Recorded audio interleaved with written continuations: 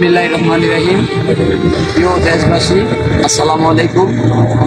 আমি আমার কিছু মনের অনেক কষ্টের, অনেক নির্যাতিত হওয়ার পর আমার মনের অনেক কষ্টের কথাগুলো আপনাদের কাছে বলতে চাই যে আমাদের বাংলাদেশে এই স্বৈরাচারী শেখ হাসিনা সরকার থেকে আমাদের ছাত্র জনতা এই দেশটাকে কত কষ্টের বিনিময়ে রক্ষা করছে, কত ভাইদের প্রাণ দিতে হয়েছে, যেটা না বললেই নয়।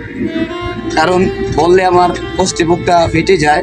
আর যে আমি একটা সাধারণ লোক, আমারও অনেক জায়গায় বিভ্রান্ত হতে হয়েছে, নির্যাতিত হইতে হয়েছে, বাসায় ঠিকমতো ঘুমাতে পারি নাই, যে কোনোভাবে আমাদেরকে অনেক হ্যারাসমেন্ট করছে।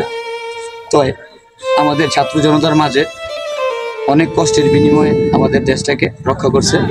দিন থেকে ভালোবাসি বলে এই আমরা 16 বছর অনেক নির্যাতিত হয়েছি। তাহলে আমাদের ভাইরা সবাই আশা করি একতাবদ্ধ আছেন। আমরা সবাই মাঠে নামবো। আমাদের যে ভাইগুলা মুক্তি হয়নি, আমরা তাদের মুক্তি কামনা করবো। এই মুক্তির জন্য যা যা করতে হয় আমরা রাজপথে আছি, রাজপথে থাকবো ইনশাল্লাহ। সবাই হাতে হাত, কাঁধে কাঁধ মিলিয়ে আমাদের জাকির খান ভাই নারায়ণগঞ্জ জেলা ছাত্র দলের তার মুক্তির জন্য এই যে জেলা কার্যালয়ের অফিসের সামনে রাত্রে 3টা বাজে আমরা আসছি। আমাদের ভাই জাকির খান সকাল ভোর হলে যাতে আমরা বাড়িতে নিয়ে যেতে পারি সেই সব কামনার জন্য আসছি।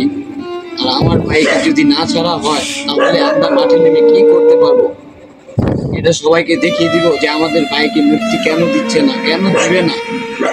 সেই জন্য রাজপথে আসি আমাদের ভাইকে বাড়িতে নিয়েই আমরা আশা করি সবাই। তাহলে এই রাজপথ থেকে যাব, না হলে আমরা বাড়িতে যাব না। আমরা রাজপথে আছি, রাজপথেই থাকবো। আমরা জাকির খান ভাইকে বাড়িতে না নিয়ে বাড়িতে যাব না। সেই জন্য আমাদেরকে যদি রাস্তাঘাটে থাকতে হয় তাহলে আমরা রাস্তাঘাটেই থাকবো, কিন্তু আমাদের বাইকে বাড়িতে নিয়ে যাব। আমি আমার বক্তব্য বেশি দীর্ঘায়িত করবো না। আমি আমার সংক্ষিপ্ত বক্তব্য এখানে শেষ করতে যাচ্ছি। বাংলাদেশ জিন্দাবাদ, বাংলাদেশ বিএনপি জিন্দাবাদ,